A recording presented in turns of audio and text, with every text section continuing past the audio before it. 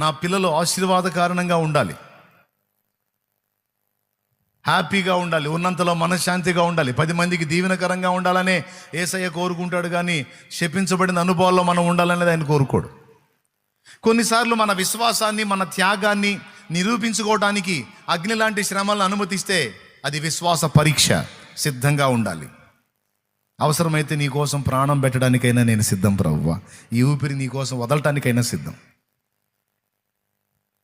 పరీక్షించుకోనను, నిన్ను మాత్రం వదిలే ప్రసక్తే లేదు అనే తీర్మానం ఒక నిజ విశ్వాసికి, నిజ క్రైస్తవుడికి ఎట్టి పరిస్థితుల్లో ఉంటుంది. ఆ సమయం వచ్చినప్పుడు ఆ పరీక్ష. అయితే ఈ లోపు దేవుడు మనల్ని ఆశీర్వాద కారణంగా ఉంచాలనే ఆయన ఎదురు చూస్తాడు. ఎంతమందికి అర్థమైంది? అంతవరకు. అయితే ఇక్కడ పాయింట్ ఏంటంటే, వాగ్దానాలు కుప్పలు తెప్పలుగా ఇచ్చి వాటిని స్వతంత్రించుకోవటానికి నువ్వు పోరాడాలి, నీ వంతు ప్రయత్నం నువ్వు చేయాలి అనేది దేవుని వాక్యం ఇస్తున్న స్పష్టత. వాగ్దానాన్ని నీకు ఇచ్చింది నేను, దాన్ని ఖచ్చితంగా నెరవేరుస్తాను. అయితే ఇక్కడ నీ ప్రయత్నం కూడా ఉండాలి అంటాడు ఆయన. ఏంటి నీ ప్రయత్నం అంటే, వాళ్ళు ఏం చేశారు ఇశ్రాయేలీలు? ఫస్ట్ ఆఫ్ ఆల్ అక్కడి నుంచి బయటికి రావడానికి ఇష్టపడ్డారు. ఎక్కడి నుంచి? ఐగుప్తు దేశం నుంచి బయటికి రావడానికి ఇష్టపడ్డారు.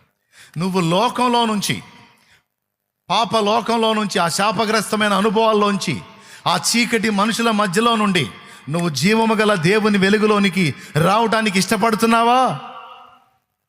ఇష్టపడేటట్టయితే అది మొదటి అడుగు. అది మొదటి అడుగు. అది వదులుకొని అది ఆ దరిద్రాన్ని వదిలించుకొని రావటం అంత తేలికైన విషయం కాదు. అందరూ మాట్లాడేవాళ్లే. నువ్వు పరిశుద్ధ బైబిల్ గ్రంథం తీసుకొని తెల్లబట్టలు వేసుకొని చర్చికి వస్తుంటే ఎవరో భక్తుడు తయారయ్యాడు అని అందరూ పొడిచేవాళ్లే. విమర్శలకి, ఎగతాళి, హేళన మాటలు దేన్ని లక్ష్య పెట్టకుండా నేను జీవము గల దేవుని వెలుగులోనికి రావడానికి సిద్ధం అని నువ్వు అంటే, దేవుడు నీ చేయి అందుకొని నిన్ను నడిపించడానికి నేను కూడా సిద్ధమేనని దేవుడు అంటాడు.